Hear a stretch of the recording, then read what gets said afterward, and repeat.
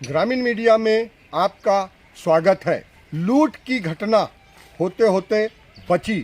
मामला है छिंदवाड़ा से मुल्ताई मुख्य मार्ग का। देर रात्रि साथी लोग अपनी इसी वाहन से छिंदवाड़ा से मुल्ताई की ओर आ रहे थे। रात्रि लगभग 1 बजे के बीच अज्ञात लोगों ने रोकने का प्रयास किया और हमारे साथी जो वाहन चला रहे थे, अगर ये सक्रियता नहीं दिखाते तो लूट की बड़ी वारदात हो सकती थी। सबसे पहले आपका नाम बताइए। मैं Neeraj Chandel, advocate, civil court Multai से। जी, हम लोग सिवनी की तरफ से आ रहे थे, छिंदवाड़ा की तरफ से।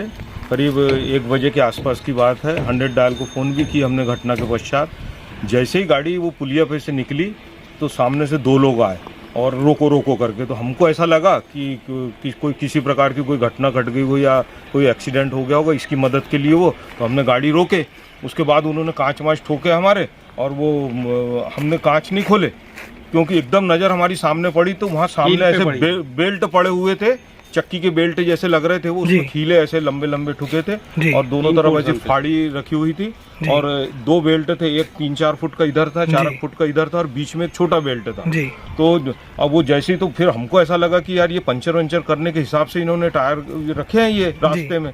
तो मेरे को एकदम से सद्बुद्धि आई और मैं वो गाड़ी को फर्स्ट गियर में डाला मैंने, और पत्थर के ऊपर से कुदा दी, पत्थर के फाड़ी के ऊपर से कुदाते हुए मैं निकल गया। भाई साहब, कब की घटना है ये? शनिवार इतवार की रात की बात है। रात के बीच में, रात 1 बजे के करीब, 1 बजे के आसपास। तो कौन सा स्थान था ये मैनी खापा के आसपास की पुलिया है साहब। मैनी खापा के आसपास की पुलिया। तो आप लोगों ने पिपरिया के बीच की है वो पुलिया, वहाँ से घाट लग गया। तो लगभग कितने लोग रहे होंगे जिनको आपने देखा? 7-8 लोग ये थे साहब। दो लोग तो ये गाड़ी रोक रहे थे हमारे, और 1-2-4 जने ऐसे हमको वो बीड़ी पीते हुए ऐसे झाड़ी में दिखे थे वहाँ पे। तो कुल मिला के लूट की घटना का अंजाम दे सकते थे। उसके बाद डायल 100 को आपने सूचित किया, फिर डायल 100 के बाद क्या हुआ? मैंने किया सूचित। आपका भाई साहब नाम बताइए। संतोष साबले।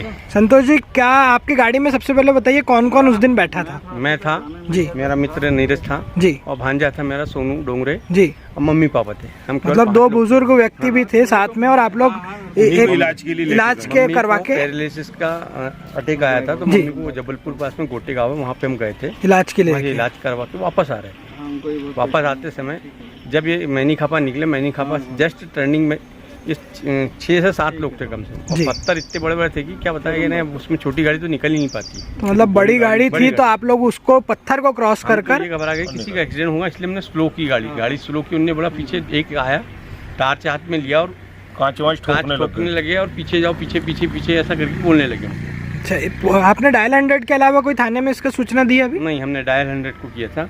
डायल 100 से फिर नंबर किया, उन्होंने कौन सा थाना आएगा उन्होंने बताया मुल्ताई थाने में है। मुल्ताई थाने से उनके बाद 5 मिनट बाद में फिर कॉल आया जी, तो और जानकारी ली उन्होंने, और उसके बाद कोई आया नहीं, कोई नहीं, तो उसके बाद कुछ जानकारी। उसके बाद क्या आपको जानकारी उपलब्ध है? हम निकल गए। ठीक है ना भाई साहब, ठीक है ना। तो आप लोगों की सक्रियता से आप लोगों के साथ लूट का एक वारदात हो सकती थी, तो वो बची। आप लोग क्या जनता को इस माध्यम से संदेश देना चाहेंगे घटना के बाद? नहीं, हमारा तो संदेश का उद्देश्य यही कि हमारे बाद में और ऐसा न हो, या और कोई भी अभी आना जाना पड़ता है तो किसी के साथ ऐसी घटना न घटे।